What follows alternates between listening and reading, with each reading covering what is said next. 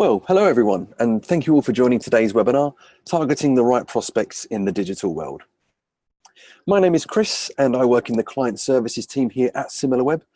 I'm responsible for training our clients on how to use our platform with the goal of them being self-sufficient and integrating Similarweb into their daily work processes. I specialize in the sales solution and have supported some of the attendees on today's session previously, so a few of you may recognize my voice. Also on the line co-hosting with me today is Greg Brocklehurst. Greg, did you want to say a few things about your role? Hi everyone, I'm Greg.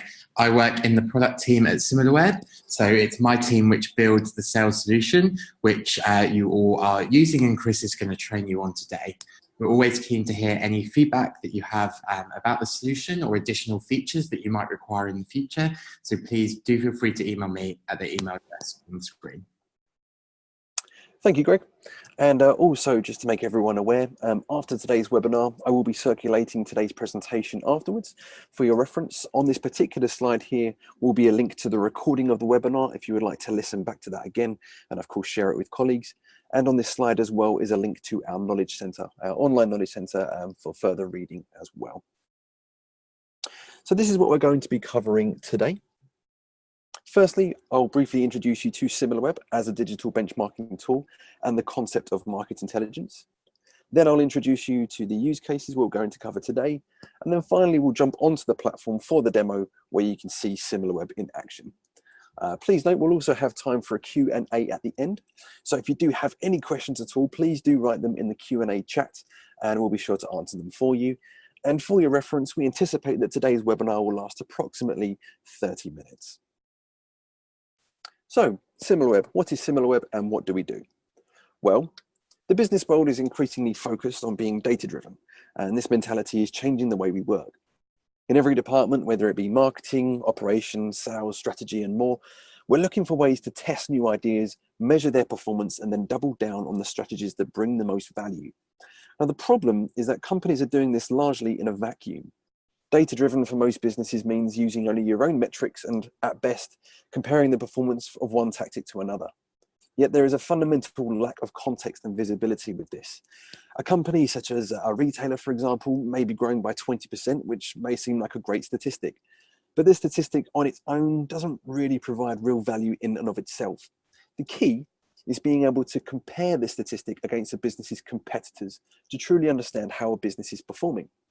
So the key is market intelligence, and that means a deep awareness of the context around the company's performance. So going back to that retailer with the 20% growth, if the retailer's competitors are all growing by 50%, then that performance is no longer so impressive.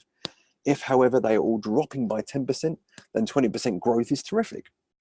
Market intelligence brings meaning and value to data by bringing context from your industry and the wider digital world. So what you can see in front of you here, when I'm explaining and introducing Similarweb to new customers, I like to use this analogy of a road. So when customers are looking at their own direct measurement, they're only able to really look at their own website performance in isolation from what you can see here. So you can see they're driving down the road on their own and they're completely unaware of their competitors or their digital ecosystem, because in reality, it's not you driving along the road by yourself. You are part of a universe of competitors. So it's really important to see how your performance is doing in comparison to your competitors and your industry. So this is the purpose of Similarweb. Similarweb equips you with the most relevant buying signals and digital insights to find, win, and retain more business through a tailored consultative sales approach. Similarweb is a market intelligence platform that has coverage of 80 million websites and 4 million apps globally from about 400 million users, and we collect the majority of our data from our global panel. Having access to such a powerful database of knowledge will enable you to discover many new prospects and help you tell a story to get your foot in the door with these prospects, as well as cultivate your relationship with your existing customers as well. So your partnership with Similarweb will really enable you to position yourselves as stronger partners to work with, because you'll be able to provide insights about millions of companies all over the world that your customers simply don't have access to. So these are the two key goals that we'll be looking to tackle together today. Goal number one will be which of my existing prospects is most viable. So how you can leverage the data on Similarweb to assess your existing prospects and seeing which one is the biggest, most lucrative opportunity for you to target.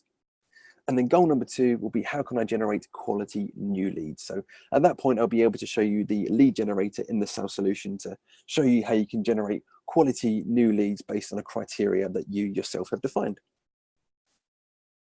So today, our first use case is for Tim.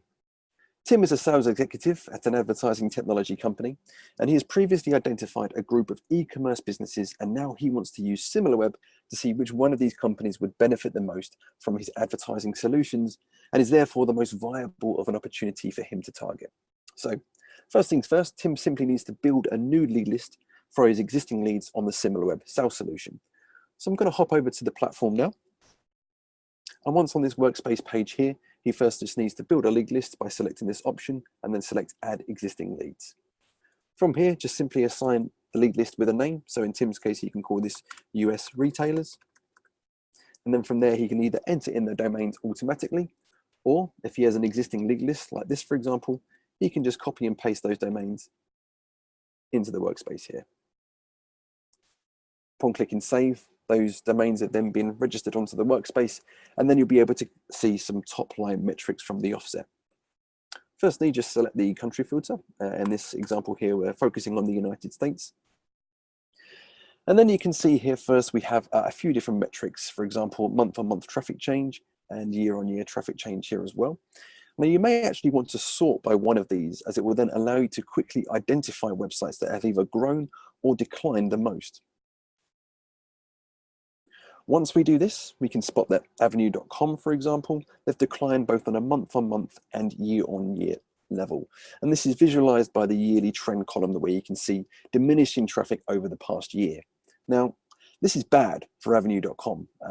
If we were to compare them to their competitors in the same kind of time frame, we'd probably find that they would have grown at the same time. So they are losing market share here, no doubt, and have evidently failed to acquire any additional traffic during the busy Black Friday and Christmas periods. So these are initial signals that tell us that this prospect is probably looking for an urgent solution that will help them halt this decline, stop the trend, turn the tide, and begin acquiring more traffic again. But before we move on, we can also define which other metrics we want to be visible in our workspace and which ones we can hide. To do that, it's simply a case of selecting this cog icon here on the top right-hand side. And under total engagement, for example, we can pick and choose what metrics we want to see in this analysis. So as an example here, I'm going to select unique visitors, desktop versus mobile traffic, as well as some engagement metrics like visit duration, pages per visit, and bounce rate.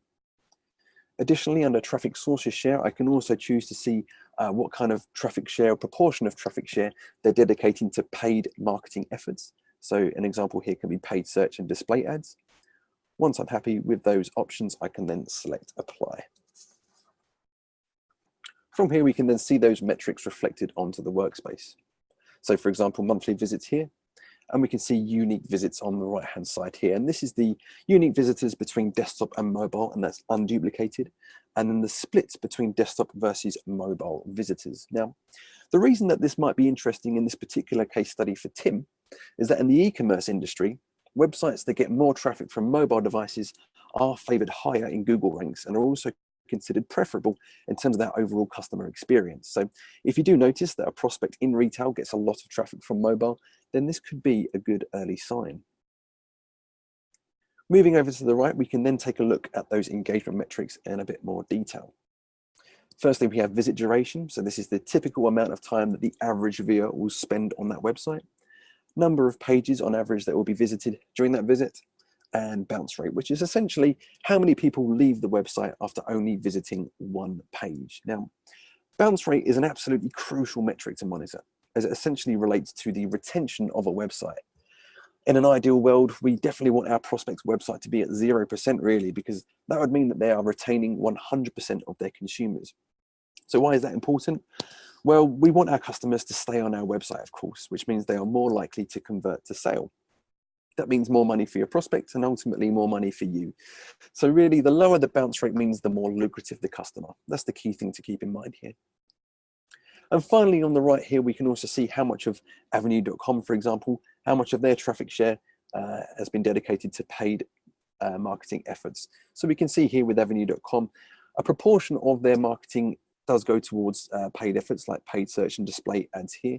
So that says to us that they are open to that kind of activity. They've done it before in the past, and they may be open to other kind of solutions moving forward as well, and open to spending money in this area. So that will definitely improve the conversation when approaching that potential prospect on that topic there.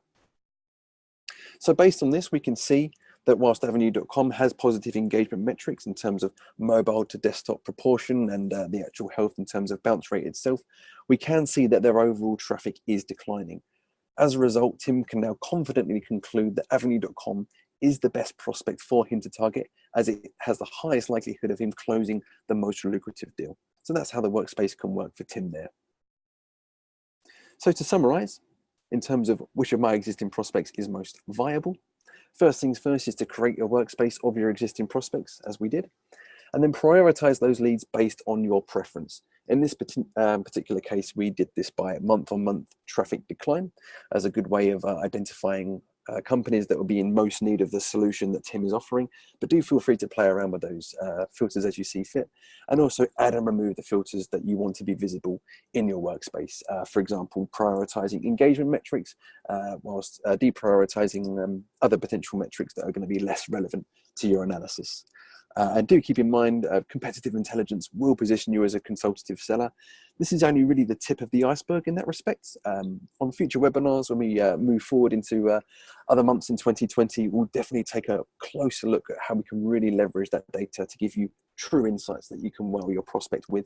So definitely stay tuned for that, and we'll cover that in much more detail on subsequent webinars. Next up, we have Rose. For our second goal. Rose is a sales development representative at the same ad tech company as Tim, but her main pain point is that she's struggling to find new leads in the retail industry, particularly fashion and apparel. So it's at this point that I'm now excited to show you and Rose our lead generator tool on the sales solution of Similarweb. For those of you who haven't seen the lead generator before, this is located on your workspace and enables you to source thousands of quality leads based on a predetermined criteria that you have set. In Tim's case, if he wanted to access the lead generator, it's simply a case of adding more leads and then selecting find new leads from there. Or in Rose's case, if she's on the landing page of the workspace, just select build a lead list, and this time it's find new leads.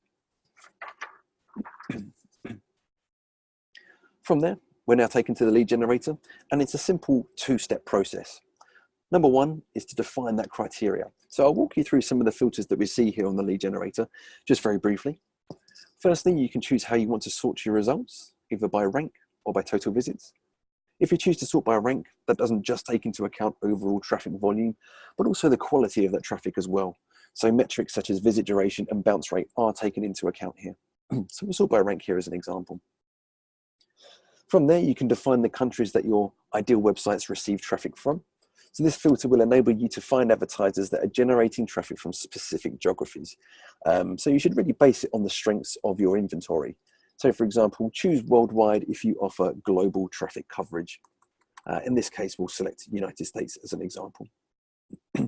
From there, you can also select the industry that you'd like to target. So in Rose's case, we're selecting fashion and apparel here, but you can select multiple categories if you like. An important mechanism on this area here is that you can choose to include or exclude specific website types. In Rose's case, she's looking to find e-commerce websites. So here we can definitely say that we want to include transactional websites. So that will then show in the results only websites that have a shopping or payment mechanism on the website. So really optimizes the results that Rose is going to see. So that filter is particularly powerful. On the other hand, if, for example, Rose was potentially looking for new publishers to partner up with their advertisers as well, in that case, it's simply a case of selecting content publishing websites as well. So that filter is also available. So you can definitely use those filters to fit your advantage and what you're looking to target. From there, we have website technologies. So technologies allows you to find businesses that already operate with other technologies. So in Rose's case, she can find advertisers that are already engaging in similar types of activities to what you are offering based on the technologies embedded on their site. So for example, websites that are using Omniture or Google Analytics, they're clearly spending money already on optimizing their marketing efforts and tracking performance. So we can include here as an example, Google Analytics. For traffic and engagement, here you can define businesses of a certain caliber. So for extra focus, use total website visits or page views to set the maximum number of website visits as a criteria. And then you can focus your search on the smaller players, for example, like the advertisers you've probably missed up until now. In this case here, we can set a cap, so we only want to see websites that have had no more than 10 million hits on an average month. Under traffic sources, here you can define where your websites are getting their traffic from. This is particularly interesting. So for Rose, one suggestion here could be that she wants to identify advertisers that are already spending on paid media by setting her criteria to at least, let's say 1% for paid search and 1% for display ads here. So what we can see from there is that these advertisers will already be allocating some of their budget for paid efforts and therefore can be easier to convince. For demographics, if you want to specify websites that have a specific ratio of male to female, you can do so here, as well as add an age condition if you wish. But growth filters here is particularly useful. Here, you can then find advertisers that are losing traffic on a month-on-month basis or year-over-year, for example, that will definitely need your solution to catch up with their competition. So that's particularly relevant for Rose's case here. So the rule I'm going to apply here is that the websites where their monthly visits have decreased by, let's say, 5%, year on year. Once upon applying that filter, we'll then only see websites that have that matching trend in traffic and are therefore going to be most relevant and most suitable and most requiring of the solution that Rose is offering. So do feel free to play around with the growth filters to best fit your narrative. Lastly, here we just have company headquarters. So if you want to specify the headquarters of which the website or company belongs to, you can do so. Top level domains allows you to specify a particular suffix. So if you only want to target websites that end in .com, for example, you can specify that there. And also select the switch if you only want to find websites that run with Google AdSense. Once you're happy with the criteria that you've set, it's simply a case of running reports, and then Similarweb will do the hard work for you. It will use the criteria you've set as a template to then find you only the most relevant, most qualified websites based on the criteria that you have set.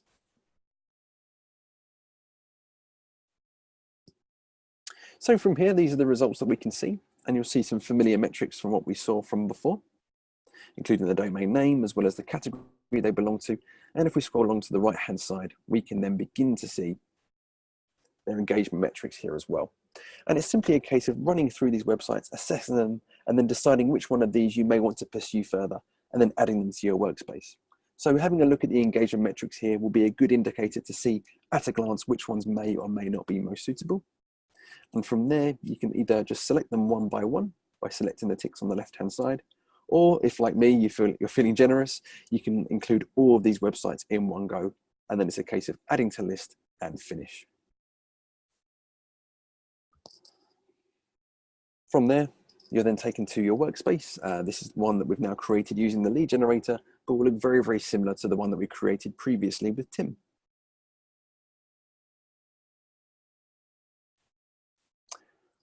Once those websites are loaded, we'll just apply the same country filter from before from the United States. Just a couple of things I wanted to bring to your attention on this particular workspace example here as well. Firstly, we have the recommendations tab.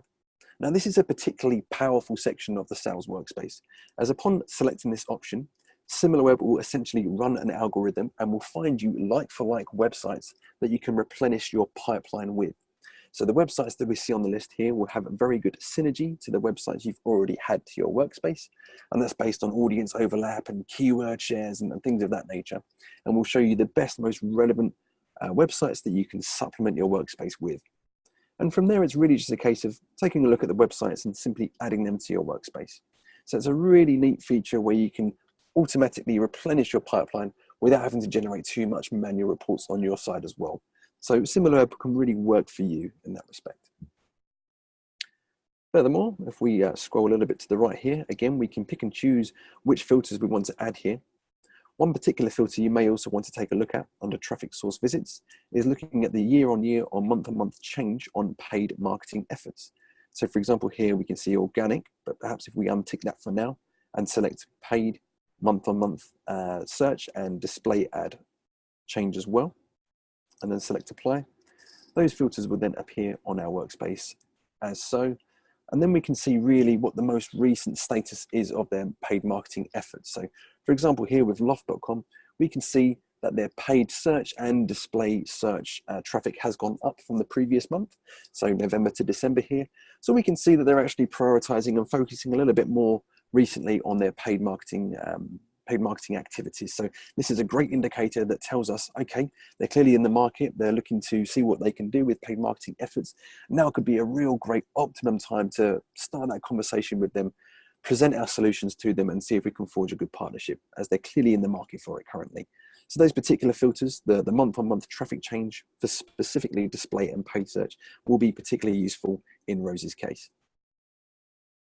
And finally, along the left-hand side here, you may notice on some of these domains here that there is a little number next to them. This number represents an alert. So for example, underarmour.com, if I select that option here, this will then create an alert that will be notified to us, and it shows us that in this particular example, underarmour.com's traffic grew by just under 30% from October to November. So this represents a significant shift in their traffic trend.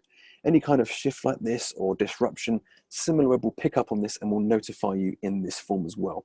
So again, based on this, Similarweb will really work for you. You'll be the first one to know about any kind of significant shift to their traffic. And it's another way that you can kind of use this information, use it as leverage, and inform your conversations with them and really position you as a consultative seller when having those conversations with that particular prospect. You can also choose to subscribe to those notifications as well, so you'll never miss a notification there. So we really recommend that.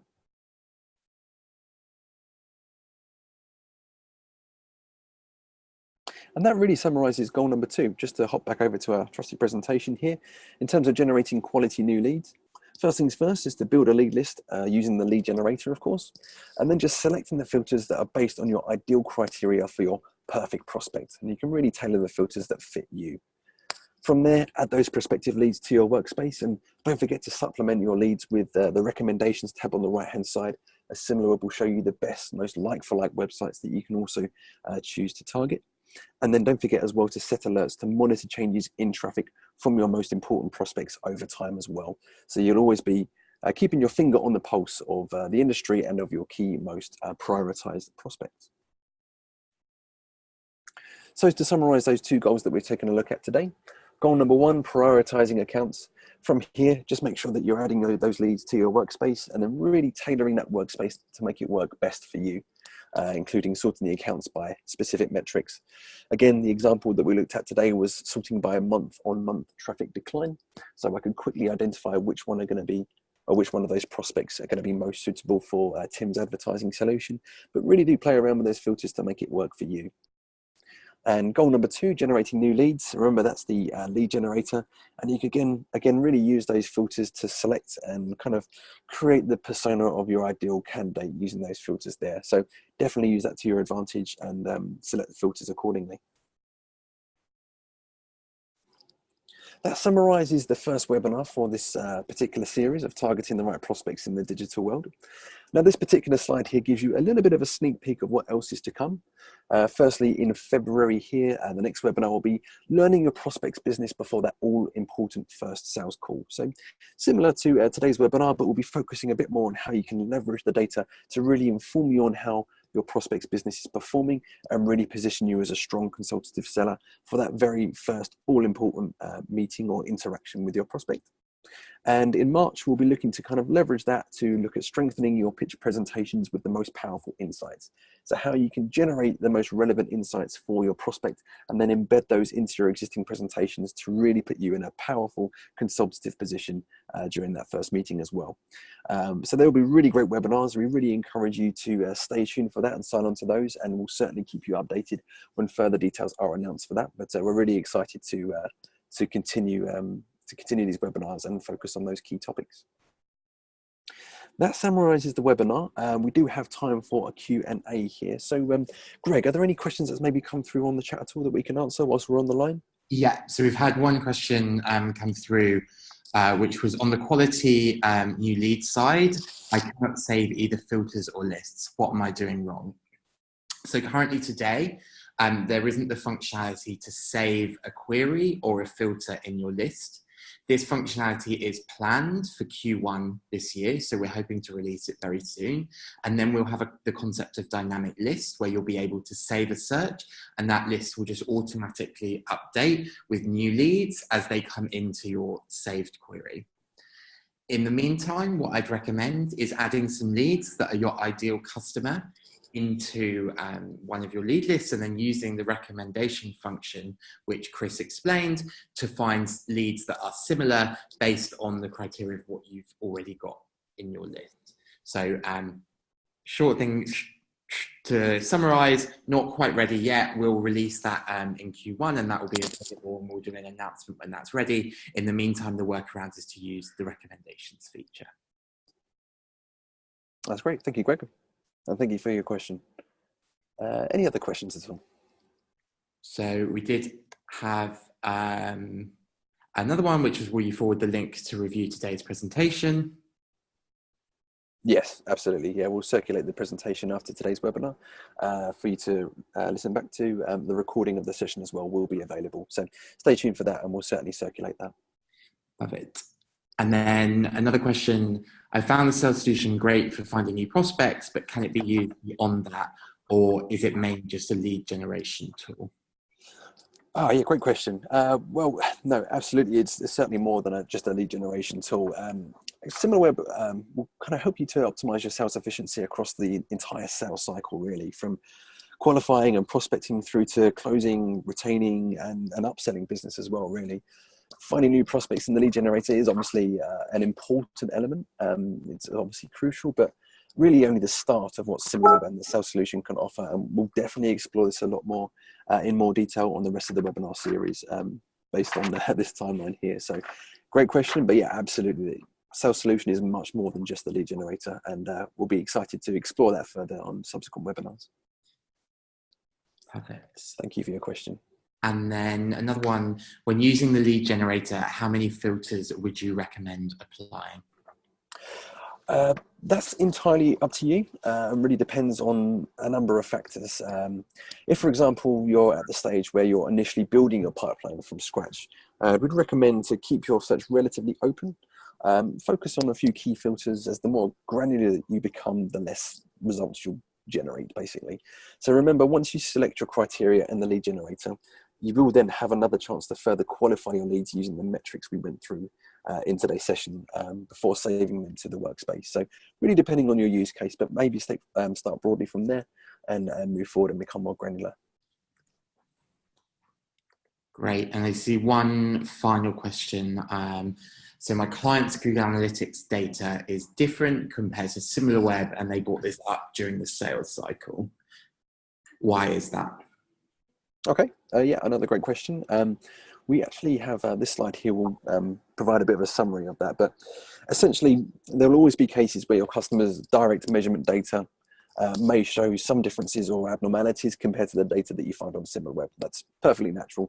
The reason for this is our methodology is very, very different to that of Google Analytics or Adobe Data because we're not a direct measurement tool.